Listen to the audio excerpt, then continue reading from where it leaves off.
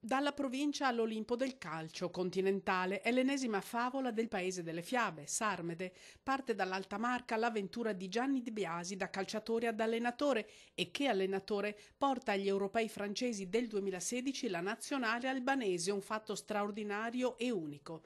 De Biasi è il mister che ha portato il Modena dalla C1 alla Serie Maggiore ed è stato l'allenatore dell'ultimo anno di attività di Codino, Roberto Baggio. Insomma, i motivi per essere orgogliosi non mancano.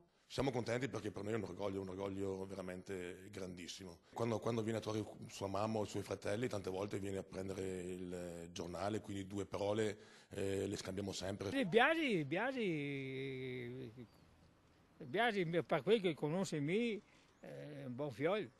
Qui alla Sarmede parliamo tutti bene di lui, vogliamo solo che faccia qualcosa di meglio e portare l'Albania alle stelle. L'abbiamo sempre seguito in ogni parte d'Italia che lui è andato, sia come calciatore che come allenatore. Un evento eccezionale, ma va tutto merito suo, perché la professionalità che esprime in giro per il mondo è un orgoglio anche per il nostro paese. E non solo per il nostro paese, per tutta la provincia.